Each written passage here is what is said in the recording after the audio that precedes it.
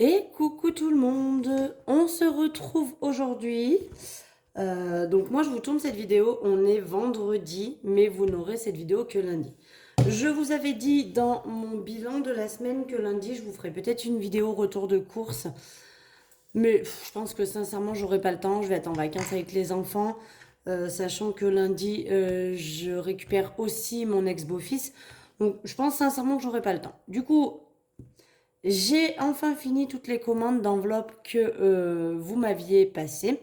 Je me suis donc enfin penchée sur les miennes et voilà ces choses faites. Donc je vous propose aujourd'hui une vidéo où on va switcher ce qu'il y a donc dans mes enveloppes ici d'épargne pour les basculer du coup dans les nouvelles enveloppes. Alors, petite aparté aussi, vous voyez ici, c'était mon ancienne enveloppe week-end à 2 que j'ai récupérée évidemment. La gestuelle du jeté était présente, mais je ne l'ai pas vraiment jeté, bien entendu. Et en fait, donc, j'ai mis dedans les 20 euros de l'orthodontiste de ma fille qui me restait à ma charge.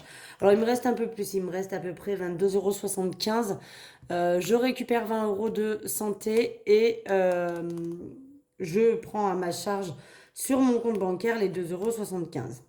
Voilà. Sachant que son papa doit me rendre, lui, du coup, les 22,60 €, les 22,50 €, on va arrondir. Parce qu'il nous reste en gros 45 euros chacun de notre poche tous les 3 mois. On a déjà fait les premiers 45 euros, donc il m'a déjà versé les 22,50 € qu'il me devait. Et là, il me doit à nouveau donc 22,50 €. Donc il va me les donner quand je récupère ma fille pour les vacances. Mais moi, voilà, et ma part, on va dire, qui reste de ma poche, c'est 22,50 €. J'ai pris 20 euros dans santé. Et en fait, ces 20 euros, simplement, je les garderai et je retirerai 20 euros de moins de ce que je budgétiserai pour le mois prochain. Donc, on y va. Je vous les montre. Voici les petites nouveautés. Alors, attention, rien à voir avec celle-ci. J'avais envie de changement. Vous avez été très très nombreuses à me les demander, celles-là. Je commence même à les voir sur certaines vidéos de YouTube. Donc voilà, ça fait quand même presque 2 ans que je les ai, donc je suis très très satisfaite de mes enveloppes. Maintenant, j'avais envie de changer et j'avais envie d'un peu plus de simplicité. Donc, voici à quoi ressemblent mes nouvelles enveloppes épargne. Elles sont toutes ici, toutes simples. Alors, je vous avance un peu parce que du coup, quand j'imprime tout en couleur, ça me fait deux traits comme ça. Pourquoi, je sais pas. Bon, c'est pas grave. Le titre est au milieu, donc c'est même plutôt joli. Mais voilà, mes nouvelles enveloppes sont toutes simples, avec le tracker qui est derrière, assorti du coup à tout ce que j'ai fabriqué pour mon budget du mois. Et voilà, donc rien de plus simple que ça. Je les ai plastifiés, perforés, évidemment. Je me suis même amusée à arrondir les angles. Mais voilà, vraiment très très simple. Juste comme ça, évidemment, ce sont des pochettes, hein. Voilà, comme les autres. Mais très très basique. Donc, ce qu'on va faire, c'est qu'on va basculer au fur et à mesure et je vais vous expliquer, ou là je vous fais bouger, ce que j'ai prévu de faire pour vous vraiment vous expliquer comment je veux gérer. Parce que là, voilà, toutes mes enveloppes ont quand même un budget qui est prévu et je veux quand même arriver à mes objectifs, d'accord? Mais j'ai enlevé les petits machins où on cause, où on coche pour savoir un petit peu où on en est. Et c'est vrai que du coup, et ben là, voilà. Donc, ce que j'ai décidé de faire, comme vous pouvez le voir, j'ai déjà attaqué, j'ai noté pour chacune de mes enveloppes épargne le budget escompté. Donc, pour les vacances, mon budget que j'aimerais avoir, c'est 500 euros. Donc, ce que je vais faire, donc là, je vais prendre l'argent qu'il y a dedans. Donc, il y a 350 euros. D'accord? Tout est là. Et en fait, je vais noter que avril, hein. Je vais dire qu'on repart sur avril. Parce que sinon, j'ai pas envie de tout renoter. En plus, j'avais pas additionné, hein. Je vous montre sur. Ça part de juillet l'année dernière, donc j'ai pas calculé ce qui restait de 2022 et combien j'ai mis en 2023. Donc, on va faire très simple. On va partir sur avril. D'accord? Je vais noter donc ici plus 350. Et en fait, ce que je vais faire, alors, je vais sortir ma superbe calculette qui vient de chez Amazon pour ceux et celles qui me le demanderaient. Je vais donc partir de 500 euros. Je vais soustraire les 350. Et donc, en gros, il me reste 150 euros à mettre dedans pour avoir comblé mon enveloppe. À partir de maintenant, je vais faire ça. Donc, par exemple, mai, ok, je vais rajouter 50. Il me restera donc 100 euros à mettre dedans. Vous avez compris un petit peu le principe? Je vais faire comme ça parce que du coup, là, je ne sais pas ce qu'il me reste à mettre à l'intérieur puisque j'ai plus les petites bulles à cocher. C'est vrai qu'avec les petites bulles, ça me permettait un petit peu, en regardant comme ça vite fait, de me dire, il me reste tout ça là à mettre en argent. Donc, c'était un peu plus visuellement impactant, mais j'en avais marre de les voir. Donc, allez, on vire. Et à la place, nous allons donc mettre la première enveloppe pour les vacances. Alors oui, elles font pas du tout les mêmes tailles que les autres, hein, mais bon, une fois que j'aurai viré celle-ci, on sera raccord. Donc on va faire ça tout le long. Maintenant que vous avez compris le principe, on va pouvoir y aller. Donc avril toujours. J'espère que la vidéo sera pas trop longue, mais j'ai pas grand chose à mettre. On a 100 euros dans Noël. En toute logique, il me reste 400 à mettre pour Noël. Voilà. Je mets donc mes billets à l'intérieur. Je viens ouvrir mon classeur et je viens mettre à la place mon enveloppe Noël. Voilà pour ça. Noël, c'est fait. On va venir chercher école. Hop. École, nous avons 30 euros à l'intérieur. J'ai donc un budget 200 euros. Donc, avril plus 30. Il me reste donc 70 à mettre pour avoir mon budget. Évidemment, là, je fais plus. Je devrais mettre moins même d'ailleurs. Mais quand je retirerai de l'argent, si là, par exemple, je prends 10 euros, je mettrai moins 10 et il me restera donc 80 euros à mettre dedans. Vous aurez compris le principe. Ensuite, Marion, j'ai changé. Ici, j'avais un budget de 150. J'ai décidé de descendre à 100 parce que, voilà, j'ai pas besoin de tout ça. Et je préfère mettre des sous ailleurs que pour moi, personnellement. Donc, on a 40 euros. Et donc, pour 100 euros, il me manque 60. Et j'aurais mis mon enveloppe. J'aurais fini mon budget prévu, quoi. Mais évidemment, dans Marion, ça bouge sans cesse. Alors là, pour vous dire aussi, j'ai un gros week-end avec 3 anniversaires de collègues à nous. Ils font ça un week-end au mois de juin. Et il faut qu'on paye... une partie de la réservation parce qu'on loue un gîte. Et du coup, ça va me coûter 40 euros, je crois. Donc, évidemment, je prendrai là-dedans. Kim en avril, eh bien, on a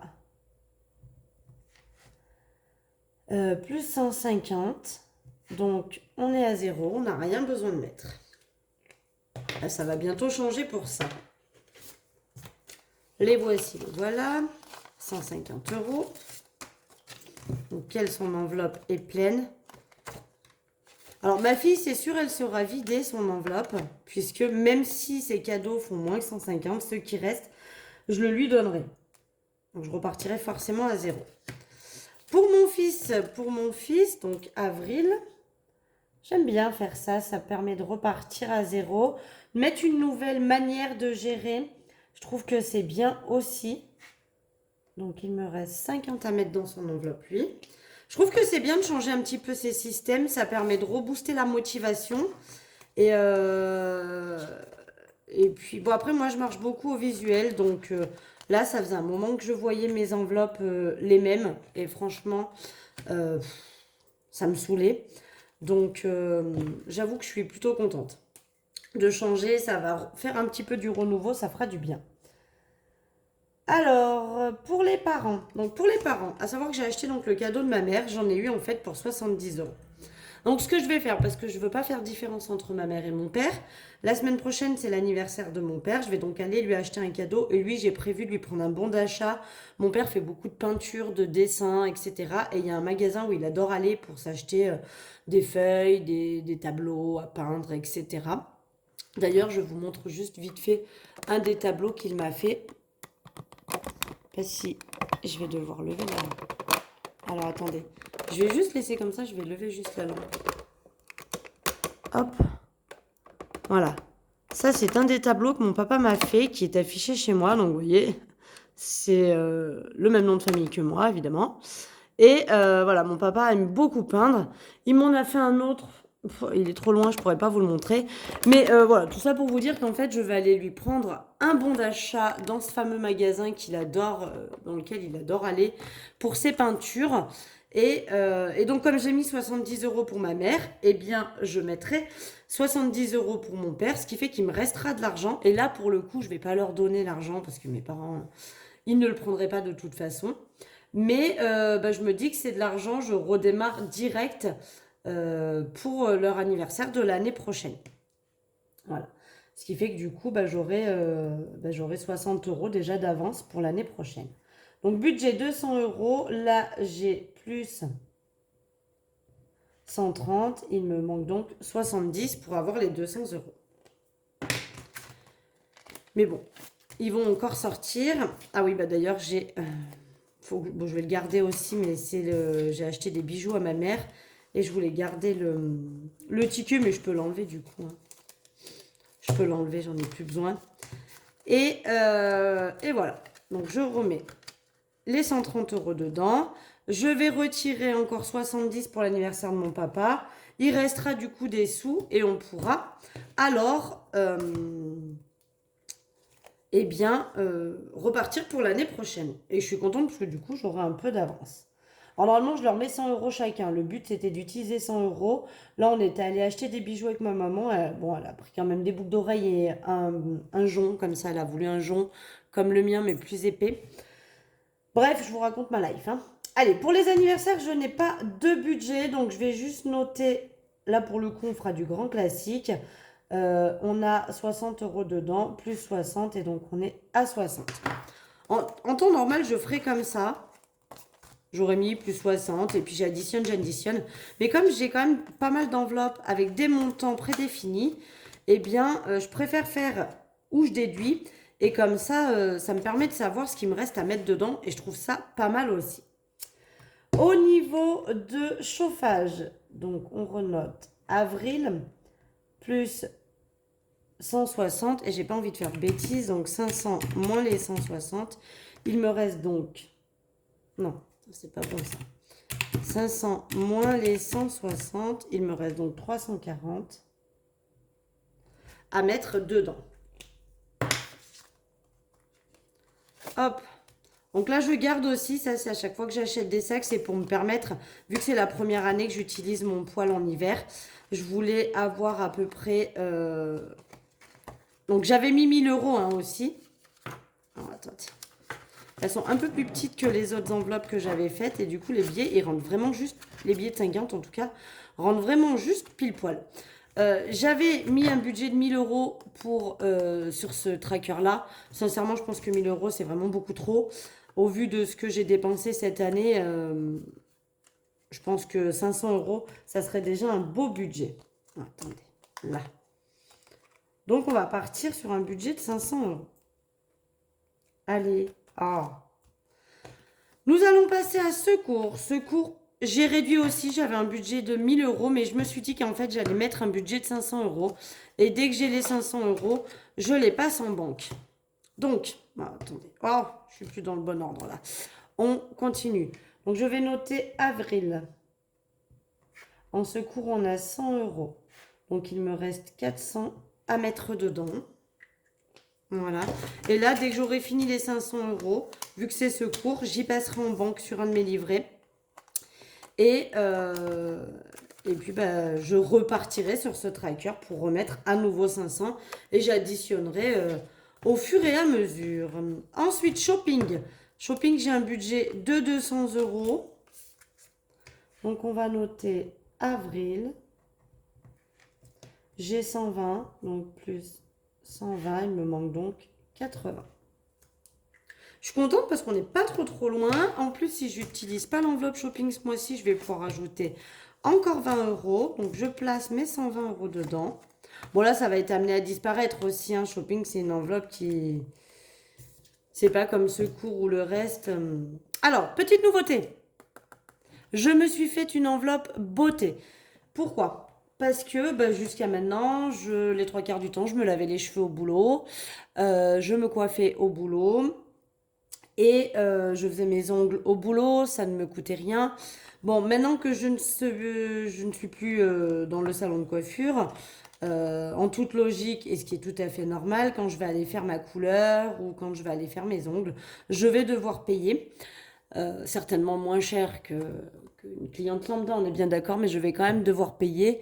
Et du coup, j'aimerais me prévoir un petit budget régulier de 100 euros. Comme ça, le jour où je vais faire ma couleur, je sais que je prends là-dedans.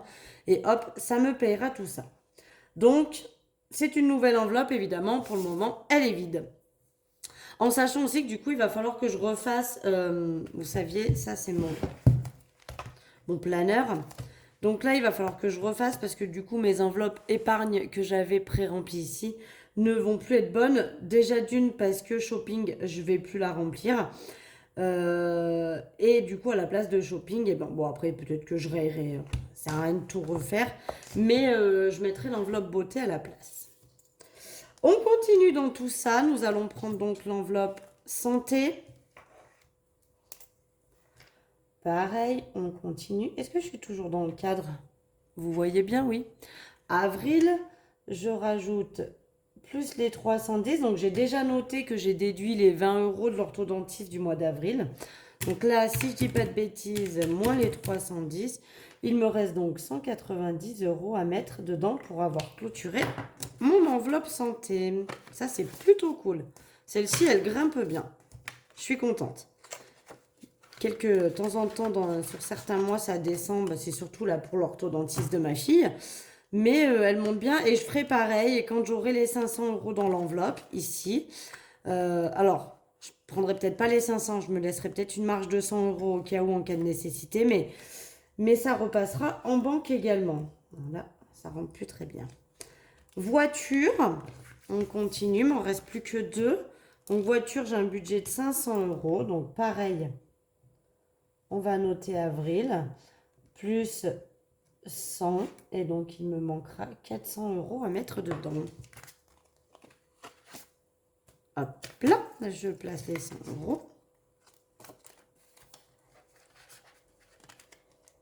Voilà pour ça. Et la dernière, eh oui, ça rentre plus parce qu'il faudrait que je mette de l'autre côté. Bon, c'est pas grave, je le ferai après. La dernière, c'est la retraite. Et pareil, elle n'a pas de budget défini. Vous savez juste que dès que j'ai 100 euros dans l'enveloppe, ça rebascule en banque. Donc, en tout, on va noter qu'on a 330. Hein, et donc, on a bien 330 dans l'enveloppe. Enfin, en totalité, il y a déjà une partie à la banque, hein, puisqu'en fait, dans cette enveloppe, il n'y a que les 30. Les 300 sont déjà en banque. Voilà. Bon, je pourrais le faire avec les autres, hein, mais pour le moment, je préfère les garder avec moi. Retraite, comme elle n'a pas utilité à être dépensée, je la laisse en banque. Par contre, c'est vrai que les autres, à part secours, mais bon, si jamais j'ai besoin à la dernière minute, là tout de suite, d'avoir des liquidités, je serais contente d'avoir secours dedans. Je vais refaire cette feuille-là. Et encore, franchement, j'ai envie de l'enlever. Hop, allez, on vire ça. Et bon, celle-là, je la passerai certainement derrière. Mais voilà, celle-là, c'est en attente. C'est tout simplement l'argent que il y avait dans une de mes enveloppes ici et qui doit retourner en banque. Donc je la remets pas en banque parce que c'est complètement con d'aller la mettre en banque pour la ressortir le mois prochain. Je la mets là en attente et en fait quand j'irai retirer mes sous, il y aura 20 euros pour le moment que je retirerai en moins. Donc voilà, voici comment se présente du coup mon nouveau classeur des épargnes. Très simple, très soft, très... Il n'y a plus de fiou-fiou, plus de flan-flan, plus rien du tout. On est sur quelque chose de très très classique. Mais j'avais envie de changer et j'avais envie du coup de choses beaucoup plus épurées. Et j'ai opté pour cette manière-là de faire. Vraiment très très simple, très très classique. Et je trouve que c'est cool. Enfin, ça me fait plaisir. Je change un petit peu de décor. Je change de manière de procéder. Du coup, j'ai plus les petites cases à cocher, etc. J'ai juste, je déduis au fur et à mesure pour voir à quel moment je vais arriver à ce qu'il me faut. Donc, je suis plutôt contente parce que je les trouve très jolies. Voilà. Et on referme. Et tout est prêt. Alors, regardez, elles arrivent pile poil. Il fallait pas que je les fasse plus grandes. Elles touchent ma fermeture. Voyez, on les voit là un peu au bord. Donc, il fallait pas que je fasse plus grande. Mais c'était tout calculé, bien évidemment. Fais pas les choses au hasard quand même. Et voilà, voilà. Bon, bah écoutez, ça m'a fait plaisir de vous faire cette petite vidéo. Je suis plutôt contente du résultat. Mes enveloppes sont très jolies, très pratiques. Je pense que ça va me plaire de faire ce système-là où je déduis au fur et à mesure des montants. Ça changera un petit peu. Et puis j'avoue que les autres, il y avait vraiment trop longtemps que je les voyais et j'avais envie de changement. Et je pense que si vous êtes comme moi et que le visuel est très important pour vous, c'est bien de pouvoir changer. Alors c'est sûr que financièrement, bah, il faut avoir de quoi plastifier, imprimer, tout ça, tout ça. Mais si vous avez de quoi faire, franchement, moi je dis que c'est bien de pouvoir changer. Ça motive. En tout cas, moi, ça me motive parce que je suis très basée sur le visuel. Et du coup, quand ben, j'ai un peu de la nouveauté, tout de suite, ça me rebooste un petit peu. Voilà, voilà. Bon, écoutez, cette vidéo, vous la verrez donc lundi. Ce sera votre vidéo du lundi. Donc, on va prendre en compte comme si on était lundi. Je vous fais des gros bisous. Et puis, je vous dis à vendredi pour faire le bilan de la semaine 3. Bisous, bisous.